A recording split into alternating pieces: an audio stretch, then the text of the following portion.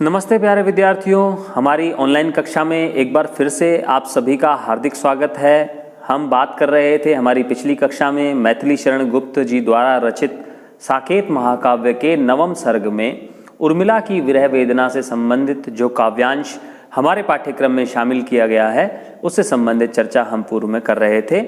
और हमने पिछली कक्षा में एक बहुत सुंदर गीत की व्याख्या आपके समक्ष प्रस्तुत की थी और मैंने समझाने का प्रयास किया था कि किस तरह से एक नायिका के रूप में जो लक्ष्मण की पत्नी हैं, जिनको त्याग दिया गया है अपने भाई के साथ कर्तव्य निर्वहन के लिए लक्ष्मण के द्वारा, उनके उर्मिला के हृदय पर जिस तरह का मार्मिक प्रभाव पड़ा है लक्ष्मण के छोड़कर चले जाने के बाद, और लक्ष्मण के चले जाने से उनके वियोग का अनुभव करते हुए जिस तरह की विरह की अनुभूतियों का अंकन किया जा रहा है मैथिली शरण गुप्त जी के द्वारा, उसकी चर्चा हमने पूर्व की कक्षा में की थी।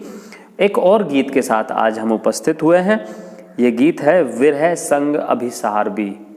विरह संग अभिसार भी, भार जहाँ आभार भी। विरह संग अभिसार भी, भार जहाँ आभार भी। बहुत सुंदर गीत है कि विरह भी है और साथ ही साथ अभिसार भी है। अभिसार का मतलब है मिलन, अभिसार का मतलब होता है मिलन, विरह का मतलब होता है एक दूसरे से दूर हो जाना।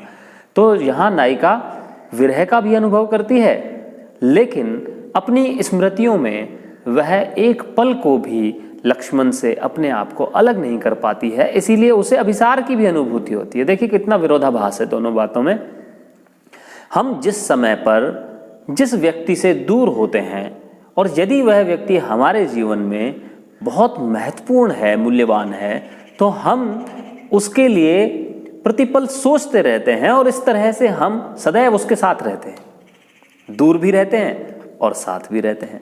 तो यहाँ पर ऐसी ही विरोधाभासी स्थिति का सामना कर रही है नायिका और कहती है कि विरह संग अभिसार भी, विरह भी है और अभिसार भी है, बिछुड़ना भी है और मन ही मन स्वप्न में, कल्पना में, स्मृतियों में मिल जाना भी है।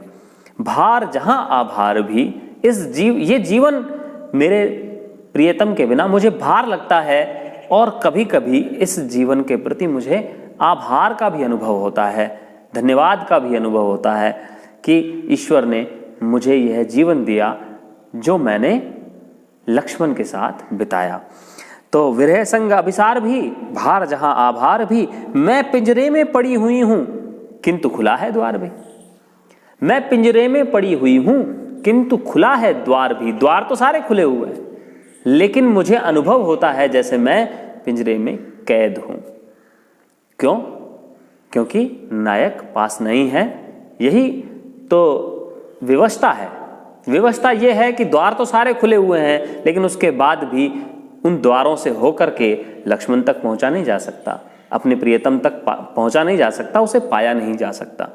इसलिए नायिका कह रही है कि मैं पिंजरे में पड़ी हुई हूं, मेरा जीवन ऐसे लगता है मुझे कि चारों तरफ से मुझे बांध दिया गया। यद्यपि सारे द्वार खुले हुए हैं, लेकिन फिर भी मेरे ऊपर इतना नियंत्रण है, मेरे ऊपर इतनी बाध्यता है मेरे ऊपर कि मैं मेरे प्रियतम से किसी भी रूप में मिल नहीं पा रही हूँ।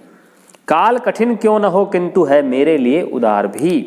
काल कठिन क्यों न हो किंतु है मेरे लिए उदार भी। काल कितना भी कठिन क्यों न हो, लेकिन मेरे लिए उदार भी है। उदार क्यों? वही बात कि मेरे स्वामी कम से कम मुझसे प्रेम करते हैं, यद्यपि वो दूर हैं, लेकिन उनकी सुखद स्मृतियां मेरे पास हैं। यही काल की मेरे लिए उदारता भी है, मेरे लिए काल दयालु भी है। जहां विरह ने गार दिया है किया वहां उपकार भी। विरह ने मुझे गला दिया है, लेकिन इस विरह ने मुझ पर बड़ा उपकार भी किया है। विरह ने कैसे उपकार किया है? विरह के कारण ही नायिका को अपने प्रेम की पवित्रता, अपने प्रेम की पूर्णता, अपने प्रेम की प्रामाणिकता का बोध हो रहा है। नहीं तो प्रेम का कैसे पता चलेगा? अगर किसी के दूर हो जाने पर हमें तनिक भी कष्ट न हो, थोड़ा भी कष्ट नहीं हो, थोड़ा भी दुख नहीं हो, थोड़ी भी विवशता का अनुभव न करें, तो फिर कैसे पता चलेगा कि हम उससे प्रेम करते हैं? प्रेम करने वाले व्यक्ति को हमेशा अपने प्रियतम से दूर होने पर कष्ट का अनुभव होता है, दुख का अनुभव होता है। तो यहाँ कह रही है कि जहां विरह ने गार दिया है, इस विरह ने मुझे गला तो दिया है, मुझे धीरे धीरे ये विरह खाए जा रहा है, लेकिन मुझ पर उन्होंने इस विरह ने बड़ा उपकार भी किया है। और ये उपकार ये है कि इससे मुझे पता चला है कि मेरे प्रेम की गहराई क्या है, मेरे प्रेम की तीव्रता क्या है, मेरे प्रेम में सच्चाई भी है या नहीं, मेरे प्रेम में सात्विकता है कि नहीं, मेरे प्रेम में पवित्रता है कि नहीं, ये पता चलता है। तभी तो पता चलेगा जब विरह गलाएगा। विरह गलाएगा नहीं तो इसका मतलब है प्रेम भी ऊपर ऊपर है, प्रेम भी थोथा है, प्रेम में कोई सच्चाई नहीं है। आजकल तो यही हो रहा है। अभी पिछले दिनों एक घटना सुनी, आपने भी सुनी होगी, अखबार में भी देखा होगा कि गोली मार दी एक लड़के ने एक लड़की को, क्योंकि वह उससे विवाह नहीं करना चाहती थी। तो क्या आप समझते हैं कि इस घटना में आप महसूस करते हैं कि कहीं प्रेम है? क्या एक प्रेम करने वाला व्यक्ति जिसे अपने मन से प्रेम करता है वह किसी की हत्या कर सकता है? हत्या करना तो बहुत दूर की बात है, वह अपने मन से, वचन से भी अपने प्रियतम को कष्ट पहुंचाना नहीं चाहता है जिससे वह प्रेम करता है। तो प्रेम की सच्चाई को अनुभव तब किया जा सकता है जब विरह का अनुभव या विरह की अवस्था उपस्थित हो जाती है।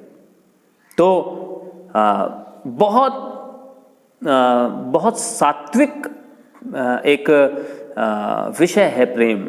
उस सात्विक विषय को आज हम हमारे चारों तरफ देखते हैं कि लोगों ने केवल वासना पूर्ति का एक माध्यम बना लिया है। हमें बहुत सतर्क रहना चाहिए कि जिन आकर्षणों को हम कई बार प्रेम समझ लेते हैं वो प्रेम नहीं होता है। प्रेम के सात्विक स्वरूप के दर्शन हमें साकेत के नवम सर्ग में होते हैं, जहां उर्मिला अपने प्रियतम के प्रति जो विरह व्यथा है अपनी उसको व्यक्त कर रही है। देखिए क्या कहती है। सुध बुध हर ली किंतु दिया है क्या काल ज्ञान विचार भी। सुध बुध हर ली है, मेरे जो विरह है उसने मेरी सारी सुध-बुध हर ली है, कुछ ध्यान ही नहीं रहता। लेकिन काल ज्ञान विचार भी मुझे दिया है, अर्थात अच्छे बुरे का मुझे ज्ञान भी करा दिया है। जब आपके ऊपर कष्ट आता है तभी आपको अच्छे और बुरे में अंतर पता चलता है। सुख में तो पता ही नहीं चलता है कि मित्र कौन है। धीरज धर्म मित्र अरुणारी आपद काल परखिए चारी। तुलसीदास जी ने कहा धीरज धर्म मित्र और स्त्री को परखना चाहिए जब कष्ट आए। कष्ट में अगर ये छोड़ के भाग जाएं तो समझिए फिर ये आपके साथ नहीं थे, चाहे वो धीरज हो, धैर्य, धर्म भी अगर आप कष्ट के समय छोड़ दें तो समझिए फिर आप धर्मालु व्यक्ति नहीं थे, धर्मात्मा नहीं थे, आप झूठ मूठ कोई ढोंग कर रहे थे, दिखावा कर रहे थे। मित्र अरुणारी, और मित्र का तो बड़ा भारी संकट है साहब। मित्र तो कई बार ऐसा होता है कि आपके अच्छाई में तो आपके साथ खड़े रहते हैं, लेकिन जैसे ही कोई कष्ट आता है भाग लेते हैं। तो मित्र का भी पता तभी चलता है। तो सुध बुध हर ली किंतु दिया है काल ज्ञान विचार भी। तो कष्ट ने, विरह ने, मेरी पीड़ा ने मुझे सही गलत का, समय के अच्छे बुरे का अनुभव कराया है। जना दिया है उसने मुझको जनजीवन है भार भी।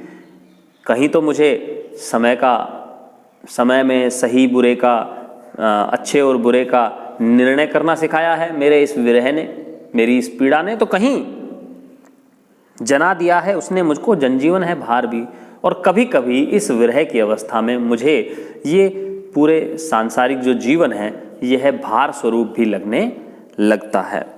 और मरण वह बन जाता है कभी हिये का हार भी। और मरण वह बन जाता है कभी हिये का हार भी। और मरण जो है, मृत्यु, कभी हृदय का हार भी बन जाती है, यह भी मुझे आज ही पता चला है।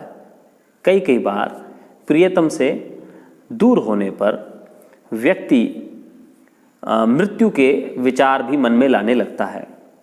यद्यपि यह बात ठीक नहीं है, जीवन कभी भी समाप्त नहीं होता है किसी के साथ। व्यक्ति को सदैव धैर्य से काम, अभी बात हो रही थी कि धीरज धर्म मित्र और नारी, तो धीरज रखना चाहिए सदैव किसी भी स्थिति में। कभी भी उसे इस तरह के नकारात्मक विचार अपने मन में नहीं लाने चाहिए। लेकिन यहाँ पर गुप्त जी ने उर्मिला के माध्यम से इस भाव को व्यक्त किया है कि कभी कभी मरण का जो विचार आता है वह ऐसा लगता है कि हृदय का हार बन गया है। हृदय का हार जैसे हृदय से स्वीकार करना चाहता है व्यक्ति, तो कई बार प्रियतम के अनुपस्थिति में, उसके विरह में नायिका है या नायक है, वह मरण को भी हृदय के हार के समान समझने लगता है। जाना मैंने इस उर में थी ज्वाला भी जलधार भी, और मेरे प्रियतम के विरह के कारण ही मुझे अनुभव हो रहा है, मुझे पता चला है कि मेरे इस हृदय में प्रेम का एक पवित्र स्रोत, झरना, जलधारा बह रही थी, और वहीं मुझे पता चला है कि विरह रूपी जो पीड़ा है, कष्ट है, वेदना है, उसकी ज्वाला भी मेरे ही हृदय में उपस्थित थी। ये मुझे आज इस विरह के कारण ही पता चला है। तो कितना ज्ञान कराया है इसने, मुझे अंतर्मुखी बना दिया है। वेदना जो विरह जो होता है वो व्यक्ति को अंतर्मुखी बनाता है। हम जब खुश होते हैं, प्रसन्न होते हैं, तो हम ज़्यादातर लोगों के साथ रहना चाहते हैं, लोगों को बताते हैं अपनी खुशी की बातें। लेकिन जब हमारे ऊपर कोई कष्ट आता है तो हम एकांत में रहना चाहते हैं, अकेले में रहना चाहते हैं। हमें अंतर्मुखी बनाता है कष्ट, दुख। दुख की अवस्था में ही हम सबसे ज़्यादा चिंतन करते हैं, हम सोचते हैं, हम लोगों से बातें नहीं करना चाहते हैं। कोई हमें सहानुभूति देने आता है तो भी हम उसकी बात नहीं सुनना चाहते हैं, हम अपने में ही मग्न रहना चाहते हैं। तो जो दुख है, जो पीड़ा है, जो कष्ट है, वो व्यक्ति को अंदर की ओर आकर्षित करती है, वो उसे अंदर झांकने के लिए मजबूर करती है, विवश करती है।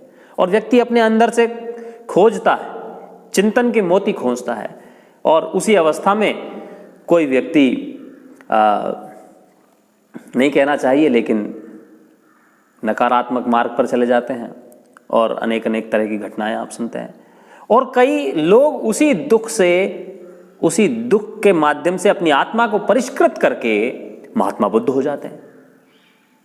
दुख तो सबका ही एक जैसा होता है, लेकिन उस दुख को किस तरह से लोग उन्नति के या अवनति के माध्यम के रूप में अपनाते हैं, ये व्यक्ति के ऊपर निर्भर करता है।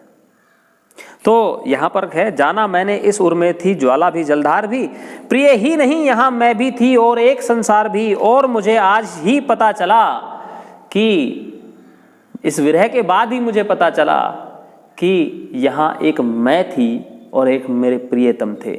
जब तक वो साथ थे तो पता ही नहीं चला कि मैं भी कोई थी। जब संयोग की अवस्था होती है तो व्यक्ति अपने व्यक्तित्व को भूल जाता है। वही बात मैंने अभी थोड़ी देर पहले कही, व्यक्ति भूल जाता है कि मैं कौन हूं।